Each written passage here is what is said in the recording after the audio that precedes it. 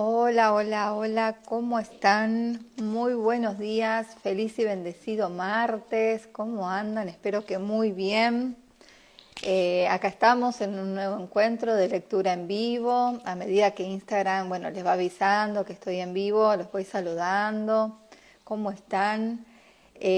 Bueno, acá estamos. Para quienes se conectan por primera vez, les cuento que estoy haciendo la lectura en vivo de este libro de Deepak Chopra, que se llama Soluciones Espirituales, Respuestas a los mayores desafíos de la vida. Este es mi tercer encuentro de lectura de este libro. Y bueno, vamos a darle paso a donde habíamos dejado. Y vamos a hablar hoy de el éxito. Buen día, Sil, buenos días desde Montevideo, qué lindo, buen día, María, bueno, qué lindo que bueno, puedan conectarse ahora. Les recuerdo que quienes no puedan estar en este momento, esto queda grabado, después lo subo a YouTube para que lo puedan compartir con personas que no tienen Instagram y que quizás quieran disfrutar de estas lecturas que nos hacen bien al alma y que nos da, digamos, información linda, que nos nutre y nos da un poquito más de tranquilidad y seguridad. Así que bueno, había quedado en esta página, vamos a hablar del éxito y dice así: el éxito se persigue con tanto afán que cualquiera diría que es algo que se comprende perfectamente. Por lo general se considera que algunas ventajas, haber nacido rico, ir al colegio adecuado, tener contactos sociales y laborales, son las claves del éxito. Pero las investigaciones ponen en tela de juicio estos factores, ya que no predicen muy bien el éxito. Además, algunas personas muy exitosas llegan a la cima sin ninguna ventaja externa. Cuando se les pregunta cómo lo han hecho, el factor más común que suelen mencionar los empresarios punteros es la suerte. Estaban en el lugar adecuado en el momento correcto. Esto implica que si uno quiere triunfar, lo mejor que puede hacer es ponerse en manos del azar. Pero si hay mejores métodos de alcanzar el éxito, primero deberíamos preguntarnos qué es el éxito. Una definición sencilla que se abre paso en medio de la confusión es la siguiente. El éxito es el fruto de una serie de buenas decisiones. Alguien que toma buenas decisiones en la vida va a obtener un resultado mejor que alguien que toma decisiones malas. Esto resulta válido a pesar de las dificultades y fracasos a lo largo del camino. Como todas las personas con éxito atestiguan, el camino al triunfo estuvo marcado de fracasos eventuales, de los que aprendieron lecciones positivas que les permitieron seguir avanzando. ¿Qué influye entonces en una buena decisión? ¿Qué decisiones aseguran un resultado positivo? Entramos ahora en el meollo del misterio, porque no hay fórmulas para las buenas decisiones. La vida es dinámica y está en constante cambio. Las tácticas que funcionaban el año pasado o la semana pasada con frecuencia ya no funcionan porque han cambiado las circunstancias e intervienen variables ocultas. No hay fórmulas para responder a lo desconocido y a pesar de todos nuestros esfuerzos por analizar lo que está pasando hoy, no hay manera de evitar el hecho de que el mañana sea desconocido. Y lo desconocido en sí constituye un misterio. Los misterios son entretenidos en la ficción, pero en la vida real producen una mezcla de ansiedad, confusión e inseguridad. La forma en que tratemos con lo desconocido determinará los buenos que sean nuestras decisiones. Las malas decisiones son el resultado de aplicar el pasado al presente, tratando de repetir algo que funcionó en otro momento. Las peores decisiones se toman aplicando el pasado con tanta rigidez que nos cegamos ante cualquier cosa nueva. Si desglosamos los detalles de las malas decisiones, lo que vemos es que cada factor está arraigado en la conciencia contraída. Esta, por naturaleza, es rígida, defensiva, de alcance limitado y dependiente del pasado.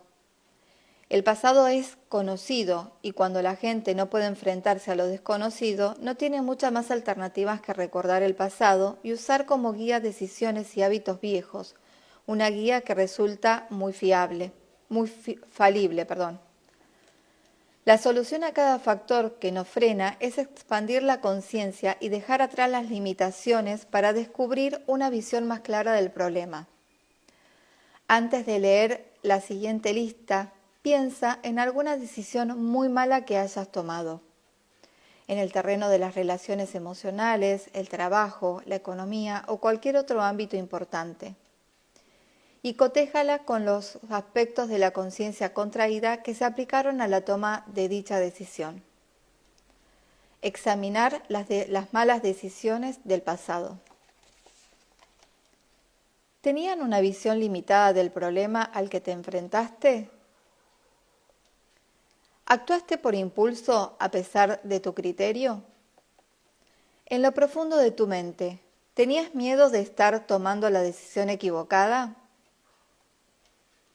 ¿Cuántos obstáculos se presentaron como arte de magia que no estaban previstos de antemano? ¿Se interpuso tu ego y te convirtió en víctima del falso orgullo?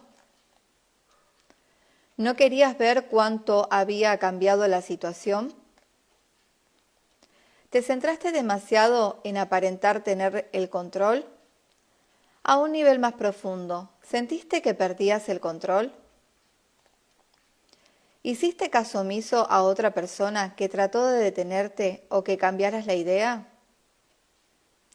¿Pasaste por alto alguna intención oculta, como la de querer fracasar para no tener que asumir toda la responsabilidad? El propósito de este cuestionario no es desanimarte, sino al contrario. Al sacar a la luz las desventajas de la conciencia contraída, las ventajas de la conciencia expandida quedan perfectamente claras. Analicemos cada factor por separado. Perspectiva limitada. En cualquier situación nunca tenemos suficiente información. En las decisiones difíciles intervienen demasiadas variables. Como todos tomamos decisiones que no se basan en un conocimiento total, nuestra perspectiva limitada nos perjudica. Hasta cierto punto, estas limitaciones se pueden superar aprendiendo más sobre la situación y hacerlo resulta valioso, por lo menos en lo que respecta a las soluciones racionales. Pero imaginemos que elegimos a la pareja de nuestra vida leyendo primero toda su historia detalladamente, sin pasar por alto ni un solo día desde que nació. Imaginemos escoger un trabajo analizando primero todas y cada una de las decisiones empresariales tomadas por nuestro futuro empleador. Cuantos más variables tratemos de tener en cuenta, más ambiguo parece todo. La solución: ten en cuenta solo la información que afecta al éxito o al fracaso. No existe un modelo racional para hacerlo, pero a un nivel de conciencia pura se computan todas las variables al mismo tiempo. Cuando se expande la conciencia, no te hace falta clasificar un montón de factores confusos. Los esenciales para tomar una buena decisión llegan a la mente desde una fuente que está dentro de ti, no del entorno. La impulsividad. Actuar por impulso es algo emocional y casi todas las malas decisiones son impulsivas. Esta parte no es un misterio. La estrategia del carguen fuego, apunten. Convertir la toma de decisiones en su proceso racional es el santo grial de muchos investigadores que consideran las emociones y las inclinaciones personales, que consideran las emociones y las inclinaciones personales el enemigo de las decisiones lúcidas. Pero esos esfuerzos siempre fracasan porque las emociones forman parte de todas las decisiones. Si estás de buen humor, probablemente pagarás demasiado por un artículo, lo comprarás por capricho, exagerarás lo mucho que te servirá en el futuro y estarás ciego a todo lo negativo. La respuesta habitual a la tendencia emocional es el control del impulso. Poder controlar nuestros impulsos está considerado el aspecto fundamental de la inteligencia emocional. Aparentemente esto se puede predecir desde muy temprana edad. En un experimento se le dice a un niño que le van a dar un caramelo ahora mismo, pero si espera 15 minutos le darán 2. Solo un porcentaje mínimo de niños pequeños opta por lo segundo, pero aquellos que lo hacen es muy probable que tengan un buen control de los impulsos durante el resto de su vida. Pueden diferenciar la gratificación instantánea de la demorada y eligen esta última. El círculo vicioso es que cuanto mejor controlemos nuestros impulsos, menos confianza tendremos en las decisiones repentinas, y estas resultan frecuentemente las más adecuadas. Pararse a analizar una decisión tiende a llevar a las peores decisiones, no a las mejores.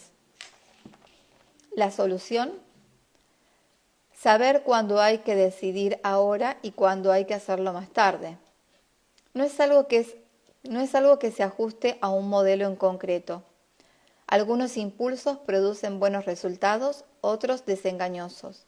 A un nivel de conciencia pura, los impulsos están en la línea con los futuros resultados, lo que significa que lo que deseas hacer en este preciso instante resultará lo conveniente para el futuro. Con la conciencia expandida, tienes espontáneamente el impulso adecuado, y si no es así, instintivamente reconoces que debes parar y reconsiderarlo.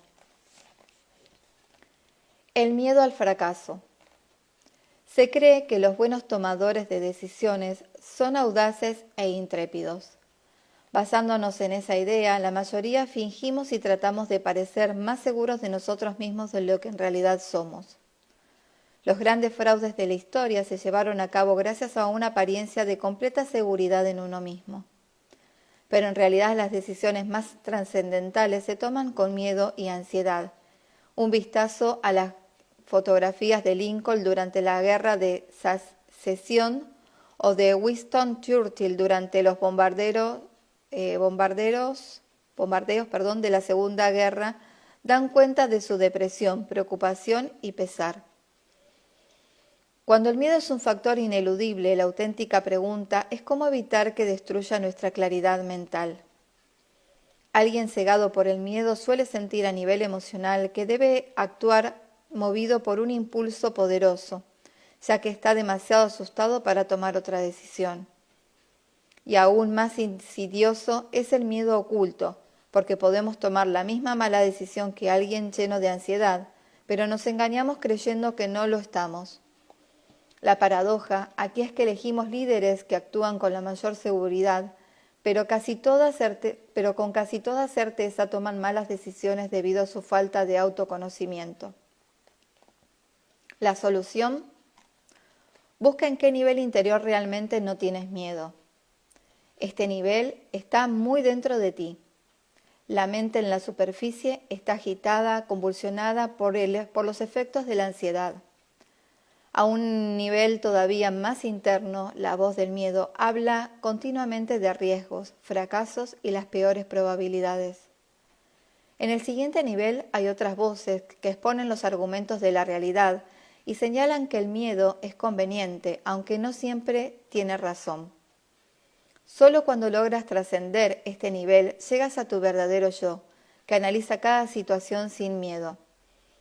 Esto se debe a que el miedo viene del pasado y surge del recuerdo del dolor. El yo verdadero vive en el presente, por lo tanto no tiene contacto con las viejas heridas.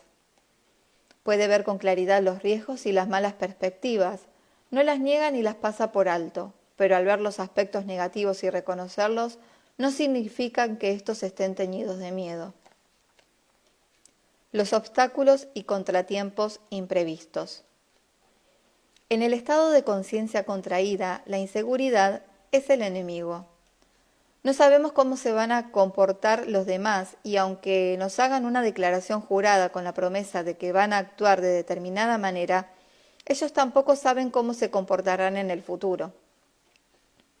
La sociedad es un flujo constante entre cosas más o menos estables y otras que nadie puede prever.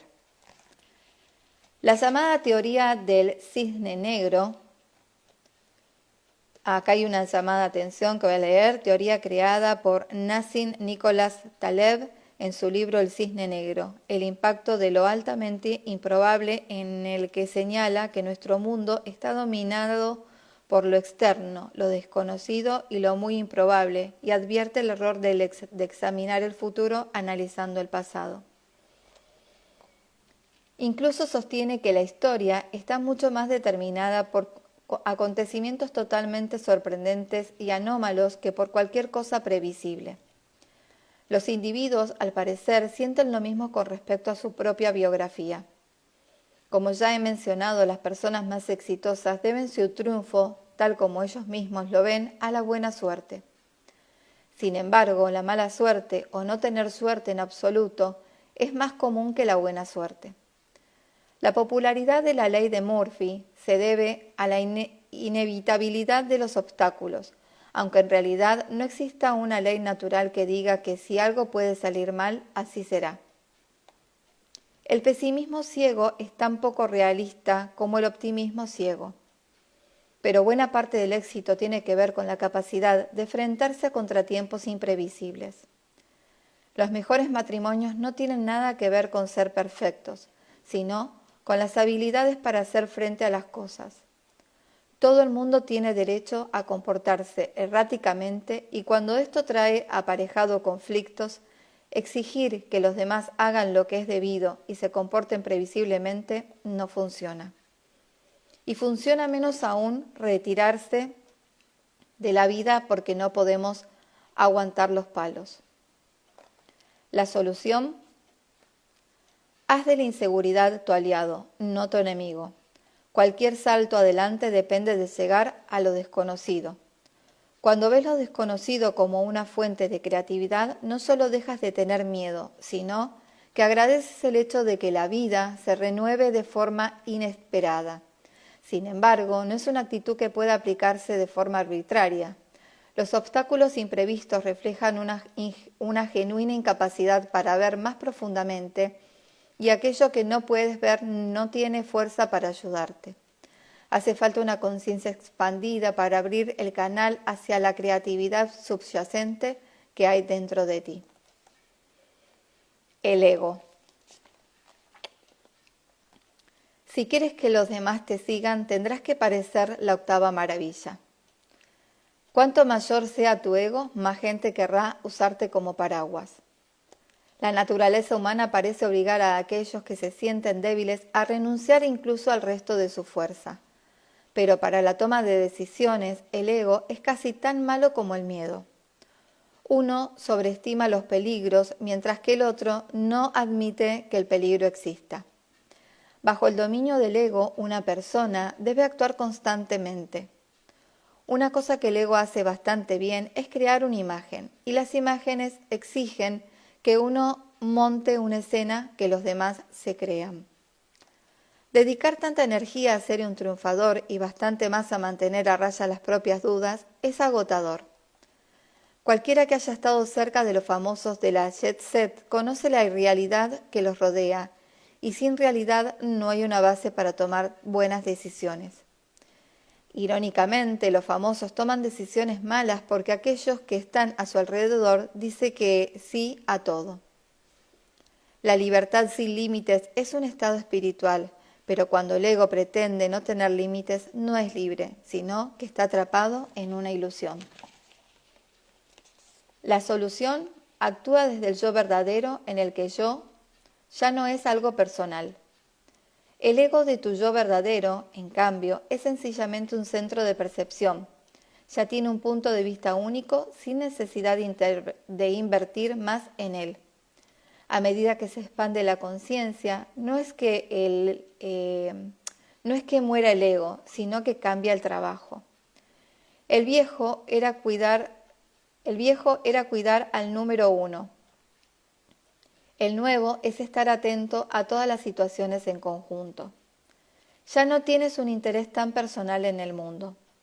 Nuestro objetivo es beneficiarnos, pero sin hacer daño a los demás. Lo ideal es que lo que deseas beneficie a todos. Sin embargo, ese ideal solo se alcanza en el nivel de conciencia pura. En el resto de los niveles hay dualidad, y con la dualidad se produce un choque entre yo y tú, cuando actuamos por puro interés personal y aislado. En la conciencia expandida damos un paso más hacia la unificación de la dualidad, y a medida que esto sucede, el conflicto entre seres separados empieza a resolverse. La falta de disponibilidad a cambiar y adaptarse. Pido disculpas, pero hay un departamento que está en obra y se escucha un ruido tremendo acá. No sé si ustedes lo escuchan, pero bueno, pido disculpas si se escucha un poco feo. La falta de disponibilidad a cambiar y adaptarse. Como hemos visto, la adaptación llega naturalmente al cuerpo. Para que una célula sobreviva, debe responder a los mensajes que le llegan en este preciso instante. Nuestra mente, sin embargo, no se siente cómoda viviendo completamente en el ahora. Como una oruga que tiene la mitad de su largo cuerpo en una hoja mientras que pasa a la siguiente, dependemos del pasado para que nos guíe en el presente. Esta táctica funciona en situaciones en las que hay que recordar una habilidad. Sería útil decidir que conducir un coche es algo que se debe aprender todos los días. Evidentemente, todo conocimiento es una acumulación. Se construye sobre el pasado para saber más del presente. Donde surge el problema es en el terreno psicológico. El pasado es un enemigo psicológico cuando enseña que las viejas heridas, humillaciones y fracasos son importantes en el presente. La mayoría de las personas conoce el valor de la adaptabilidad. Muy pocos anunciamos en una reunión que somos rígidos. Todos somos flexibles de la boca para afuera. Aún así, tomamos decisiones basándonos en el pasado, lo que significa que detrás de toda mente abierta hay otra cerrada a cal y canto. Una mente cerrada no es como un puño apretado que se puede abrir a voluntad. Algo dentro nos dice que hemos de mantenernos cerrados. Es difícil entenderlo cuando se trata de algo que nos afecta. Si uno no tiene un fanatismo racial, étnico o religioso, no puede comprender fácilmente que los prejuicios se tienen involuntariamente. No se puede elegir. La realidad en sí está dictada por los prejuicios. Por lo tanto, la mera visión de alguien de otra raza, religión u origen étnico está imbuida de creencias cargadas de prejuicios. De la misma manera, la función del pasado y el presente en nuestra mente tiene lugar de forma inconsciente. Y lo que es aún más insidioso, el pensamiento rígido actúa como una muralla que convierte a las ideas nuevas en amenazas, por la única razón de que son nuevas. Abandonar las viejas formas de ser equivale a una derrota personal o exponerse al enemigo. La solución vive desde el nivel del yo que está siempre presente. No puedes desear que desaparezca el pasado.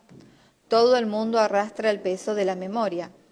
Aunque logres borrar tus heridas y fracasos, es imposible entregarse a una amnesia selectiva, ya que también perderías los aspectos positivos de tu pasado, incluidos la educación emocional, el crecimiento personal y el conocimiento acumulado. Los recuerdos, para bien o para mal, están mezclados con el yo personal. Por suerte, el yo verdadero no tiene por qué sentirse culpable de la experiencia personal. Existe en y a partir de sí mismo, es el vehículo de la conciencia pura. Cuanto más se expande la conciencia, menor es el peso del pasado. Uno descubre espontáneamente que la atención se centra en el presente del que surgen todas las posibilidades creativas. La pérdida de control. Tener las riendas es un asunto espinoso. Algunas personas psicológicamente forman parte de la categoría de controladoras. No se sienten cómodas ni siquiera con una pequeña dosis de caos o imperfección. Se pasan de la raya tratando de dominar su entorno y a los demás.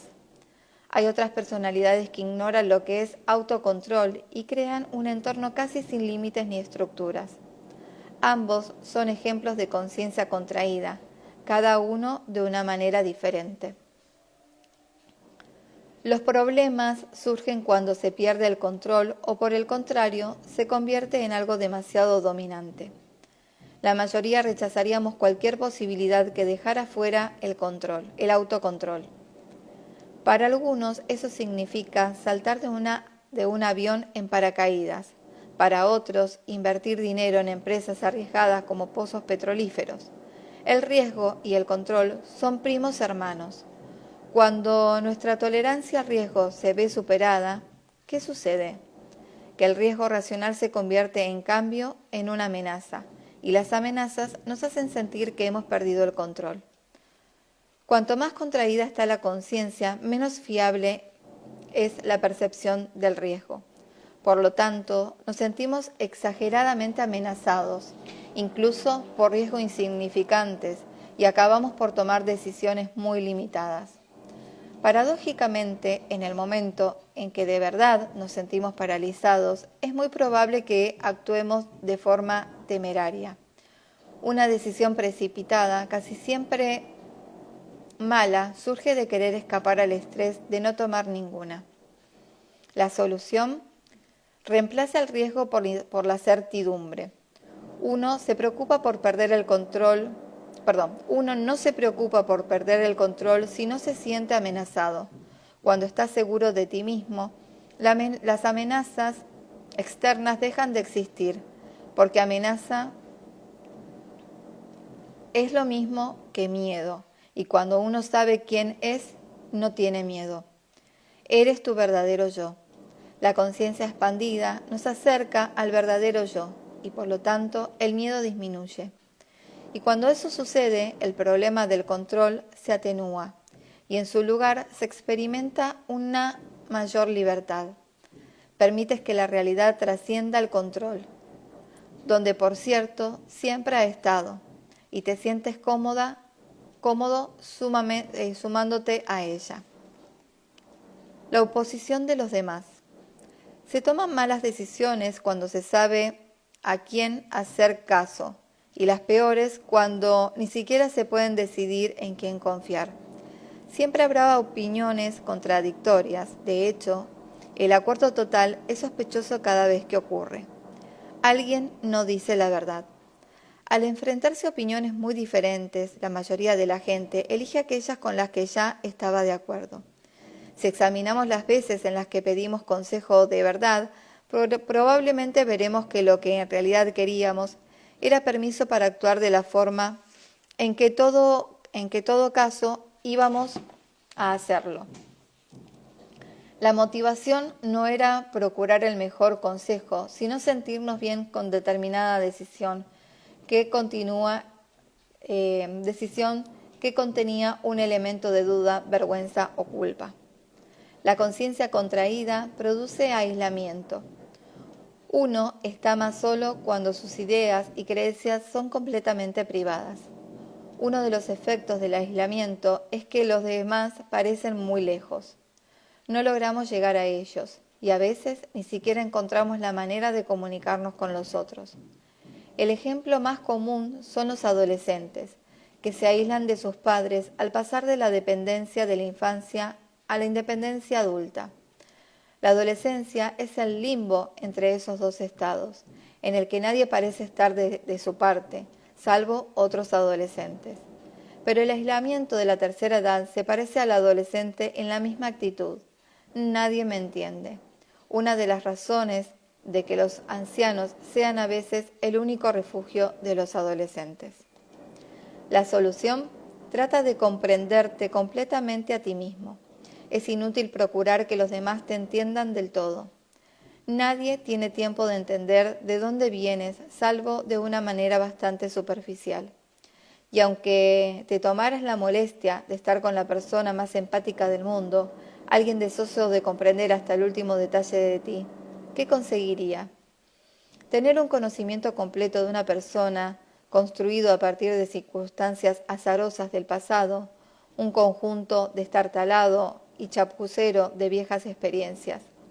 Comprenderte de verdad a ti mismo es conocer tu verdadero yo, y a partir de allí surge la confianza plena en ti mismo. Cuando posees dicha confianza, no ves las opciones de los demás como una amenaza, no ves las opiniones de los demás como una amenaza y dispones de una guía interna y fiable que te permite sopesar con ecuanimidad, sin una exagerada parcialidad personal que te dicen las voces en conflicto. Y más importante aún, esas otras voces serán mucho menos polémicas. El secreto de funcionar a partir de la conciencia expandida es que ya estás alineado con la decisión correcta. Como los demás lo perciben, están por lo tanto más dispuestos a cooperar. Las intenciones personales. La mayor parte de los adultos tiene suficiente experiencia como para darse cuenta de cuando alguien tiene intenciones ocultas. Por lo general, estas entran en categorías previsibles. Hay personas que dan y otras que toman, tímidas o ambiciosas, egoístas o generosas. Para la sociedad es fundamental que se vean nuestras intenciones. De lo contrario, la duda y la sospecha tienen un papel demasiado importante. La cooperación se viene abajo cuando no podés confiar en las intenciones de los demás. En el fondo, nuestro móvil tiene que ver con conseguir lo que queremos, hacer los sueños realidad. El problema es que algunas intenciones son ocultas, incluso para las personas que las tienen. Estamos atrapados en el debo y no debo. Si quieres caer bien o sentirte incluido, quizás no te das cuenta del efecto tan poderoso sobre ti que tiene este debo, pero si te piden que despidas a un empleado, decir que no a un hijo adulto que te pide dinero o adoptar una postura impopular sobre las bodas entre personas del mismo sexo, por ejemplo, tus intenciones ocultas harían difíciles esas acciones, por no decir imposible. O pensamos en los avaros, las personas habitualmente tacañas. Lo que está oculto es el miedo interno a las situaciones de carencia, y como ese miedo no se pone en la tela de juicio, uno se deja llevar por él. No hay acumulación ni tacañería que compense la percepción de carencia, que es algo psicológico, no material. Todas las intenciones ocultas son psicológicas y sean lo que sean, provocan malas decisiones por el estado de contracción del que proceden. La solución: renuncia a tus intenciones ocultas, para lo cual primero hay que sacarlas a la luz. Luego debes zambullirte en el abismo y ver qué se esconde debajo. Por lo general, casi siempre, es miedo. El miedo es la fuerza más poderosa para contraer la conciencia de cualquiera. Exige que nos retiremos, que levantemos barrera y nos defendamos. Pero es mucho más fácil renunciar a las intenciones ocultas si expandimos la conciencia. Sacar a la luz siempre es mejor que combatir a la oscuridad. El verdadero yo es la fuente de luz y necesitamos descubrir que ese yo verdadero está disponible. No hay nada más cierto que la enseñanza de Jesús. Tú eres la luz del mundo. Sin embargo, parece más fácil creer que la luz proviene de afuera. Por suerte, la luz es intemporal, y aunque te apartes de ella, tu yo verdadero nunca deja de enviarte mensajes.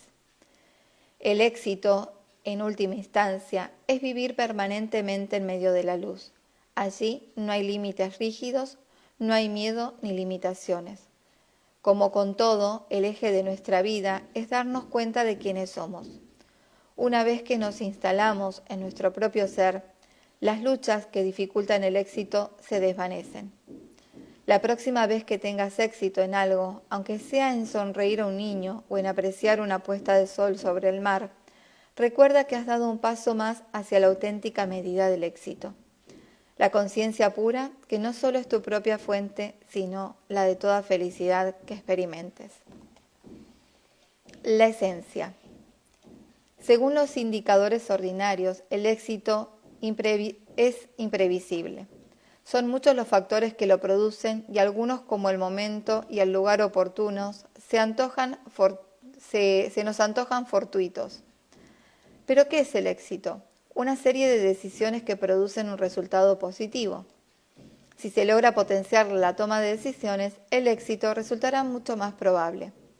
Es importante que las decisiones basadas en la conciencia contraída salgan bien, por los siguientes inconvenientes. Perspectiva limitada, impulsividad, miedo al fracaso, obstáculos y dificultades imprevistas, ego, no estar dispuesto a cambiar ni adaptarse, pérdida de control, oposición de los demás, intenciones personales ocultas. Con la expansión de la conciencia empiezan a disminuir los inconvenientes y las decisiones comienzan a basarse en un nivel más profundo. En la conciencia pura, todas las decisiones están en armonía con el universo y las leyes subyacentes que rigen tanto el mundo interno como externo. Muy bien, hasta aquí la lectura de hoy. No sé qué les ha parecido. Espero que... sí. No sé si seguir un poquito más. Sí, me parece que voy a seguir un poquito más, porque tengo un poquito más de tiempo y no son tantas las hojas. Así que vamos con el crecimiento personal. Acercarnos a nuestro yo verdadero tiene muchos beneficios prácticos. Hasta ahora nos hemos centrado en la parte práctica porque es fundamental que la espiritualidad resuelva los problemas reales a los que se enfrenta la gente. Pero si eres un padre o una madre que está educando un hijo, sería corto de miras pensar que caminar, hablar y leer son solo cosas prácticas. No decimos a un niño pequeño, ponte a caminar, que quizás necesites correr para alcanzar el autobús que te lleva al trabajo. Pasar de la tierna infancia a la niñez, de la adolescencia a la vida adulta, es valioso en sí mismo. La vida se despliega en toda su riqueza a medida que nosotros también nos desarrollamos. Los mundos internos y externos se funden en un solo proceso llamado vivir. La espiritualidad tiene un valor en sí misma, por no mencionar todas las consideraciones prácticas. Cuando estamos solos, sin problemas ni crisis, la situación no exige soluciones. Sin embargo, la necesidad de espiritualidad es mayor que nunca.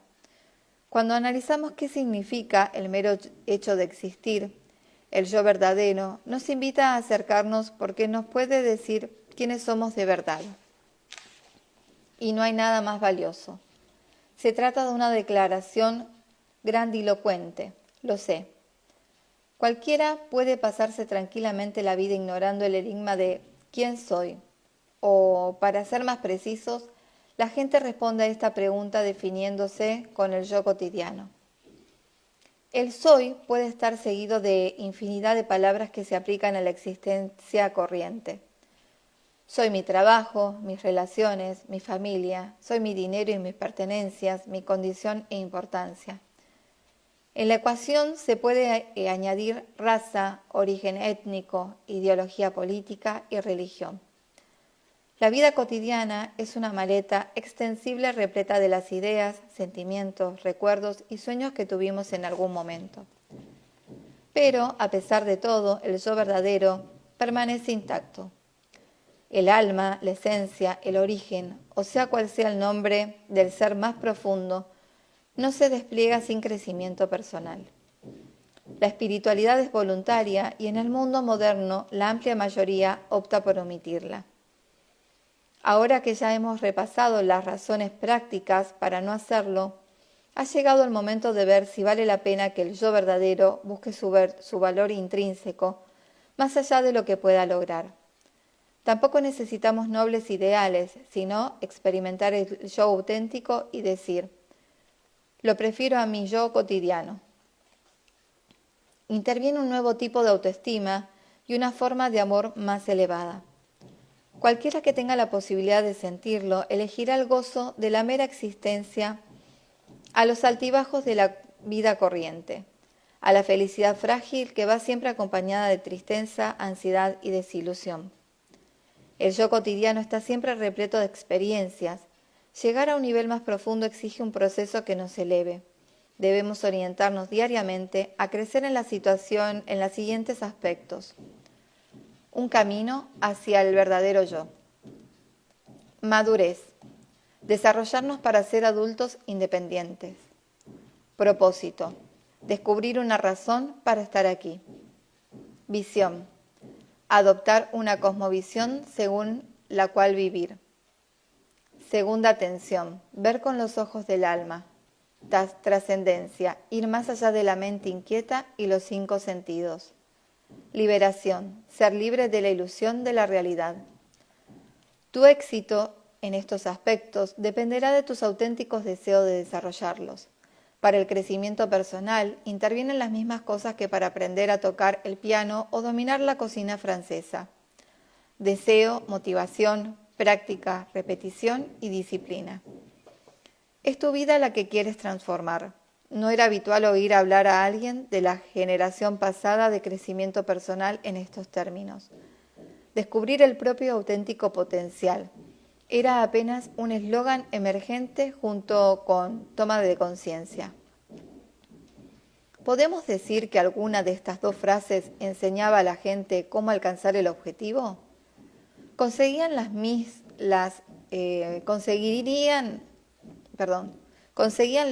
de aspirantes transformarse a sí mismos? Lamentablemente la respuesta solía ser no. Para tener éxito hay que adquirir una característica que nos proteja de la volubilidad, la ilusión, la autocompasión y la pérdida de motivación, que se llama sobriedad. La sobriedad es una combinación de intenciones serias y realismo.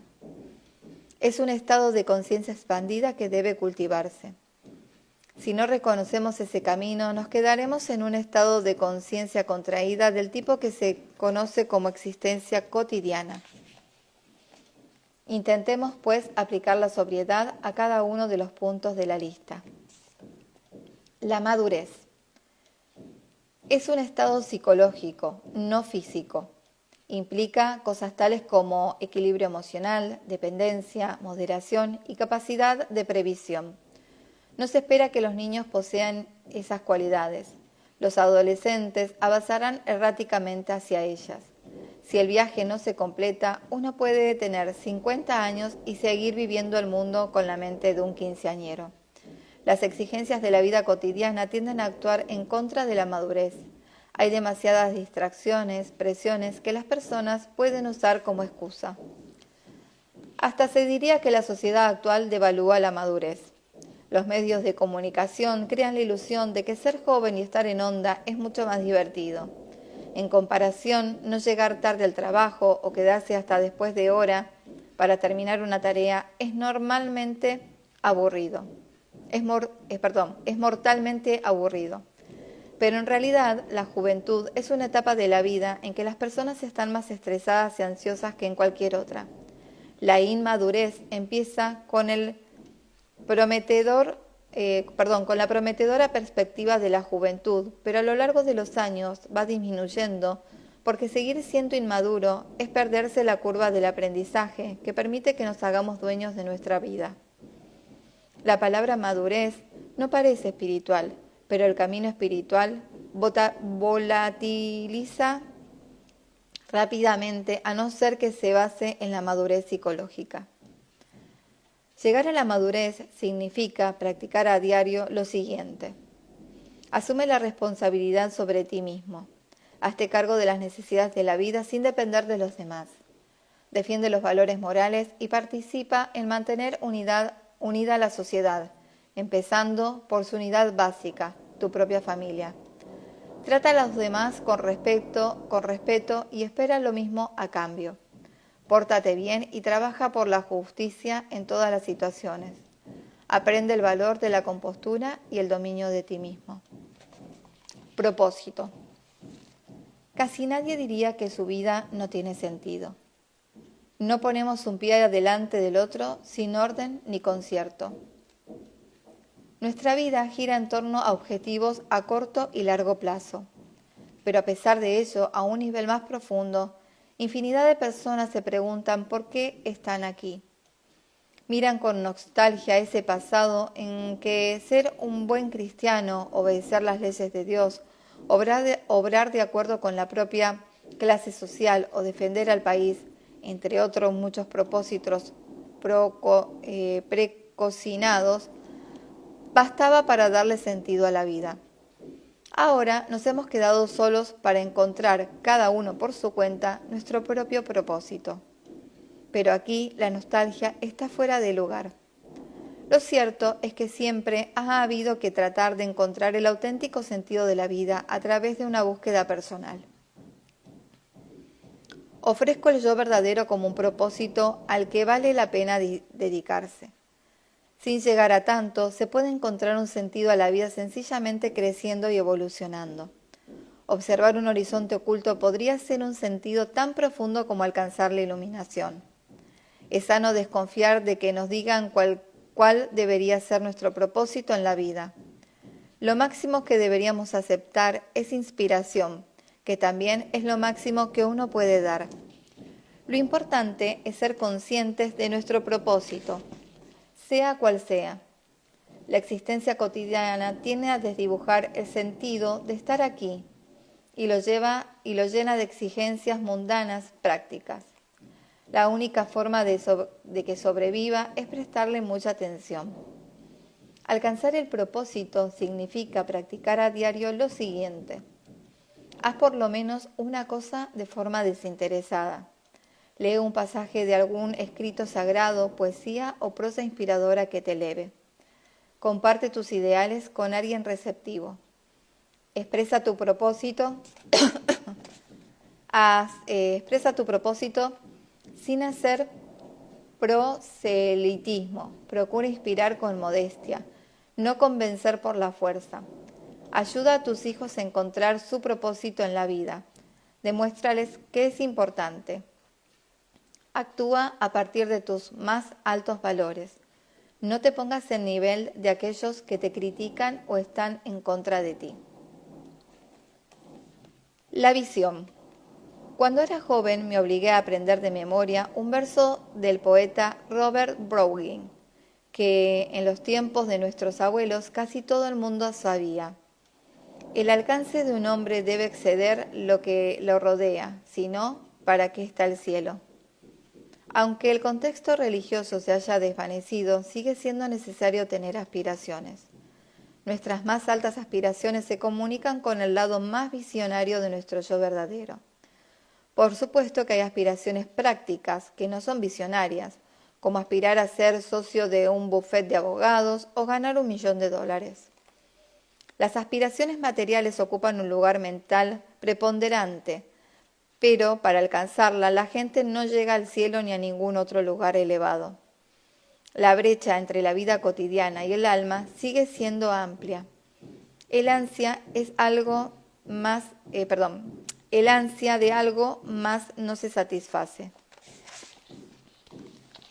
Una visión es más amplia que un propósito, porque adopta una concepción del mundo que implica acción. Uno suele adaptarse a la visión del mundo de aquellos que no comparten la misma visión. Recorrer el camino espiritual nos une a generaciones de visionarios. Sin embargo, no se pueden montar dos caballos a la vez. Hay que renunciar a las exigencias del mundo material, que no es lo mismo que renunciar a la comodidad y al éxito. Existe un tipo de visión que ve una separación tan grande entre lo mundano y lo espiritual, que el materialismo se convierte en un enemigo del alma. Afortunadamente, hay otro tipo de visión que habla de renuncia, pero no a través de medios físicos, sino de una nueva orientación. Uno valora sobre todo el crecimiento espiritual, pero manteniendo la vida cotidiana, incluso entregándose plenamente a ella. Esto es lo que significa estar en el mundo, pero sin que nos absorba. Alcanzar la propia visión significa practicar a diario lo siguiente. Observa el sentido más elevado de los sucesos cotidianos. ¿Qué está tratando de decirte el alma? Cuestiona tus propios hábitos de consumo. Pon el éxito material en el sitio que le corresponde. Ten tiempo para estar contigo mismo. Pon los propios valores a prueba confiando en que el universo o Dios cuidará de ti. Aprecia el momento presente. Mira a quienes te rodean como un reflejo de tu realidad interior. Lea a conciencia escritos sagrados o literatura que exprese tu visión. La segunda atención. Estar en el mundo, pero sin que nos absorba, tiene que ser algo real, no ideal. Estamos sumidos en el mundo material y sus exigencias. ¿Cómo podemos ponerlo en el sitio que le corresponda y seguir ganándonos la vida, teniendo una familia y disfrutando de algunas comodidades? La respuesta está en el nivel de atención. Las cosas que consideras más importantes atraen nuestra atención y en esencia se convierten en nuestro mundo, en nuestra realidad. Para alguien centrado en su carrera, el trabajo se convierte en su realidad porque es ahí donde pone su máxima atención. En la era de la fe, Dios se hizo real por la misma razón. La gente no necesariamente conocía a Dios personalmente o tenía experiencias divinas, pero todos los días pasaba horas dedicadas a la devoción o al servicio de Dios. En términos espirituales, este enfoque resuelto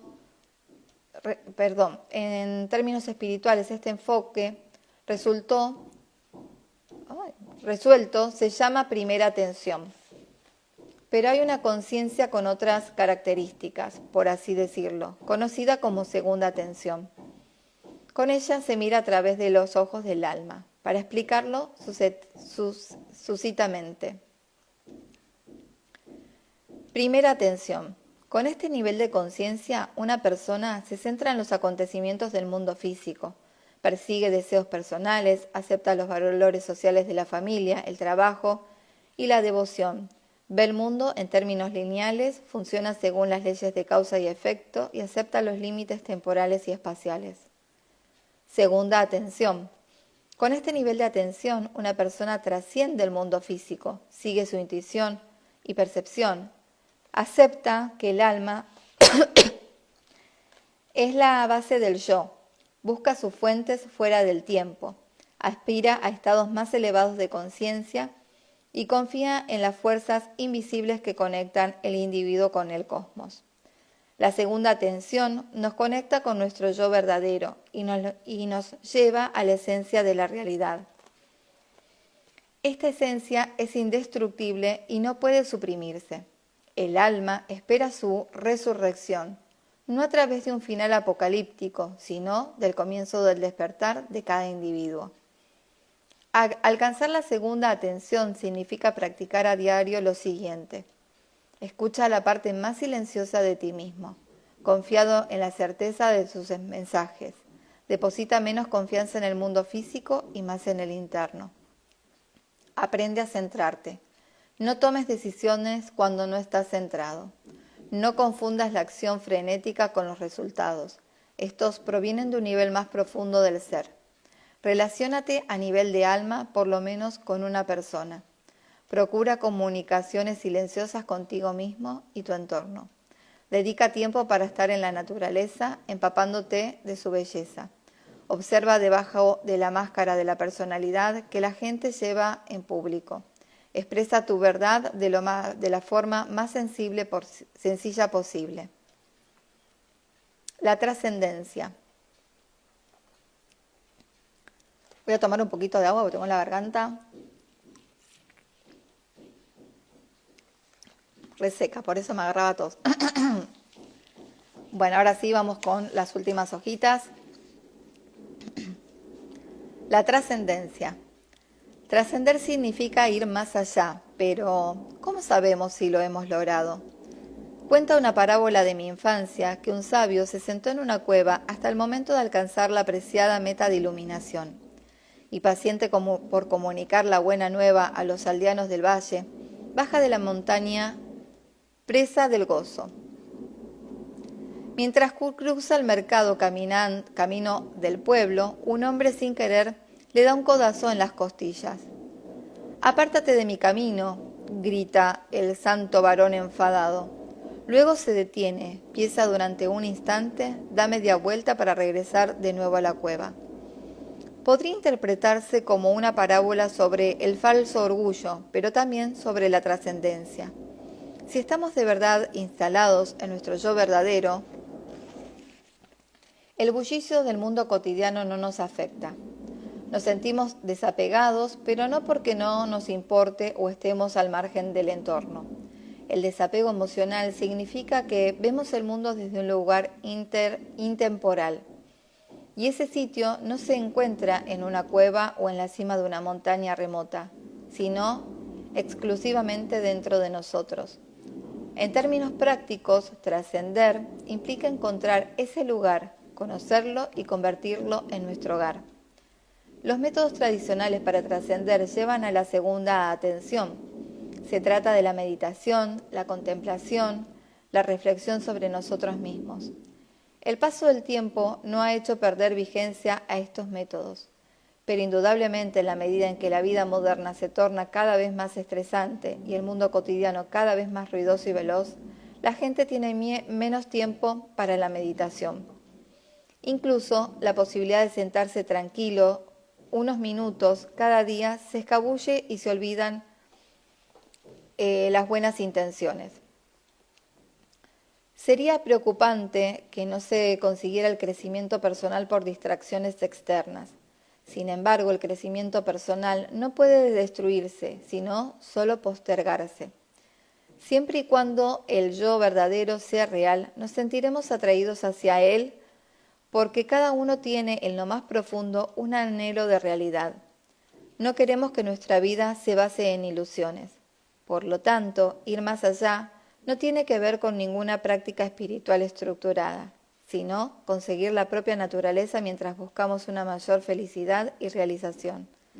La práctica espiritual no tiene más valor que el de ser una ayuda para elevarnos y ayudarnos a conseguir nuestro objetivo. Estoy completamente de acuerdo con la enseñanza de la auténtica meditación que se practica 24 horas al día.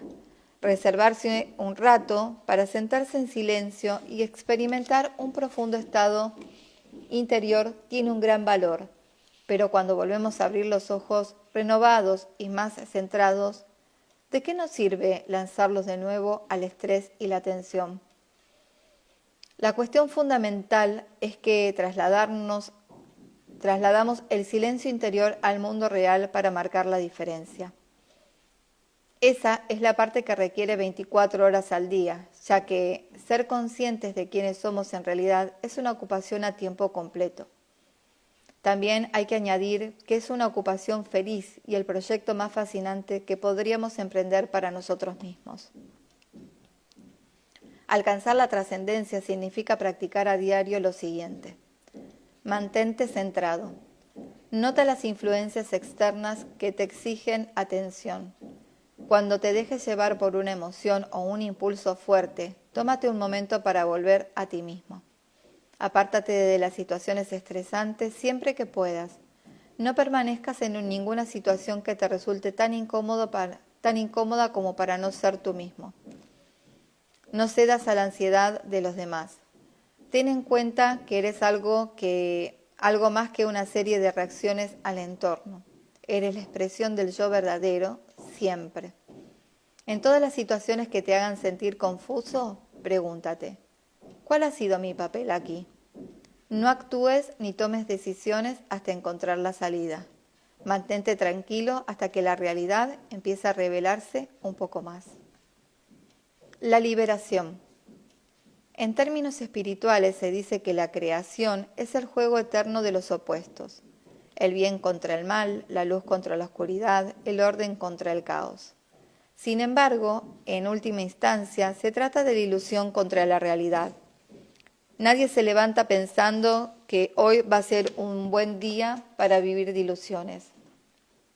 Damos por sentados que nuestra realidad es real y por lo tanto resulta desconcertante darse cuenta de que todo lo que vemos, oímos, tocamos, gustamos u olemos podría ser una ilusión. La conciencia moderna ya no proporciona una base para disolver el mundo físico. Todo objeto sólido desaparece en conjuntos invisibles de energía cuando entramos en el nivel subatómico. Y más allá, hasta la energía se desvanece en un conducto sin límites de tiempo y espacio, la llamada función de onda. Si queremos llevar una vida basada en la realidad, el hecho de que el mundo físico sea una ilusión no puede tomarse como una mera curiosidad ni pasarse por alto mientras seguimos haciendo lo mismo de siempre. Así como se desvanece la materia cuando ahondamos lo suficiente, también lo hace el tiempo y el espacio. Surge del vacío cuántico, un vacío que aparentemente no contiene nada, pero que en realidad sirve de origen a todo suceso desde el Big Bang, junto con las posibilidades infinitas que aún no han emergido en el cosmos. En espiritualidad tradicional, el estado de posibilidades infinitas no es algo lejano ni concebible, sino la base propiamente dicha de la existencia. El yo verdadero nos libera porque nos lleva más allá de los límites y nos coloca en una realidad intemporal, ilimitada y de posibilidades infinitas. Si queremos ser libres, todo el concepto de ilusión contra realidad debe pasar a ser algo personal. Hablaremos más detalladamente de esta cuestión en el apartado final del libro. El primer paso es un momento de desilusión. Luego tomamos distancia y admitimos que no conocemos realmente la base de nuestra existencia. Si nos rendimos a lo que no conocemos, permitimos que el conocimiento fluya y nos penetre. Es el auténtico significado de la rendición. Somos como un prisionero que mira 4 paredes estrechas y limitadas por un ventáculo en lo alto. El preso se enfrenta a la realidad, se admite que está en prisión. Pero, ¿y si no lo sé? ¿Qué pasa si cree que la celda es el mundo entero? En ese caso, su noción de libertad sería pura enajenación. La misma conclusión se aplica a cada uno de nosotros en nuestra vida limitada. Sin embargo, no nos consideramos locos. A fin de cuentas, todos los que conocemos aceptan el hecho de estar presos como algo normal. Solo un pequeño y extraño grupo de santos, sabios y visionarios claman por la libertad. Y cuando oímos ese clamor, nos acercamos al inicio de la transformación. La liberación es real porque la intemporalidad es real, más real que cualquiera de las cosas que los 5 sentidos detectan. Más real que cualquiera de las cosas que los 5 sentidos detectan. Alcanzar la liberación significa practicar a diario lo siguiente. Observa más allá de la situación limitada. Toma como primer principio el de ser un niño del universo. Demórate en aquellos momentos en que te sientes libre, lleno de júbilo y sin límites. Recuerda que has estado en contacto con lo auténticamente real. Busca el amor como un derecho inalienable junto con la felicidad y la creatividad. Dedícate a explorar lo desconocido. Ten presente que hay algo infinitamente preciado más allá del alcance de los 5 sentidos. Puede que algunos protesten y digan, pero ¿cómo va a llegar a cambiar? ¿Pero cómo puedo llegar a cambiar? ¿Es todo tan abrumador? ¿Hay tanto que hacer? Lo comprendo. Cuando se exponen los detalles del crecimiento personal, el panorama parece demasiado amplio. Es por ello que la tradición de la India compara la ilusión con un palacio de oro, que aporta felicidad y libertad, pero que desmantela al mismo tiempo la vieja realidad como si echara abajo una barrera mientras vemos cómo caen las paredes a nuestro alrededor, llenos de pánico y consternación. Para exponer el tema sin metáforas, cuando miramos en torno a nosotros, el mundo parece real. Y así es, pero se trata de una realidad carente del yo verdadero. Cuando llegamos al final del viaje, sin embargo, miramos a nuestro alrededor y una vez más el mundo parece real, solo que esta vez estamos completamente despiertos e instalados en el verdadero yo. Entre estos dos polos, la vida es confusa. Hay días en los que comprendemos los acontecimientos que se desarrollan como si alguien nos cuidara desde arriba. De hecho, uno mismo se cuida. Pero hay otros en la vida espiritual en los que se desvanece como un sueño y nos vemos subiendo la misma cuesta empinada que todos los demás. ¿Qué nos hace seguir adelante? Pensemos en los niños y en cómo se desarrollan. La realidad oculta se despliega a través de los días buenos y los días malos, con sonrisas y lágrimas. La superficie de la vida no nos explica cómo funcionan en concierto las conexiones neuronales, los genes, las hormonas, para crear una persona nueva a partir del material sin formar que tenemos. Para crear una persona nueva a partir del material sin formar que tenemos en el momento del nacimiento. La naturaleza protege nuestro crecimiento. El crecimiento espiritual está ligado de este tipo de determinismo. El destino ya no es biología. Debemos tomar la decisión de evolucionar, aunque la evolución también sea algo natural. Para que la evolución pase del cuerpo a la mente, esta última debe penetrar las decisiones que determinan cómo evolucionamos. A pesar de los altibajos, el proyecto de la evolución no es complejo. Lo único que hay que hacer es preguntarnos: si elijo X, ¿añadirá algo a mi evolución o me apartará de ella? Puede que no nos guste hacernos esta pregunta. Muchas veces el placer inmediato o entregarnos imprudentemente a un impulso es más atractivo. Quizás tampoco nos guste la respuesta. La solución no suele ser egoísta y todos estamos condicionados a pensar ante todo en el propio interés, ya sea por codicia o por desesperación. Ningún obstáculo importa, ni la resistencia, el desengaño o las recaídas, siempre y cuando podamos preguntarnos: si elijo X, ¿añadirá algo a mi evolución o me apartará de ella? Avanzamos hacia la libertad. Los grandes maestros dirían que en realidad es imposible fracasar. El simple hecho de preguntarnos si estamos evolucionando ya es una evolución en sí misma. La esencia. El yo verdadero es real para uno mismo. Pero, ¿cómo se puede experimentar? El yo cotidiano ya está de por sí repleto de experiencias. Para llegar a un nivel más profundo hace falta un proceso.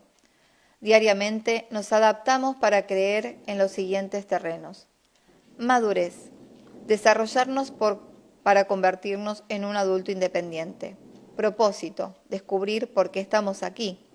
Visión. Adoptar una visión del mundo según la cual vivir.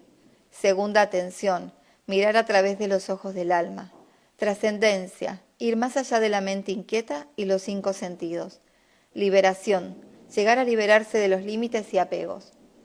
Cuando todos estos aspectos del yo verdadero empiezan a crecer, se combinan hacia un objetivo: desmoronar la ilusión de la realidad que impide que sepamos quiénes somos de verdad.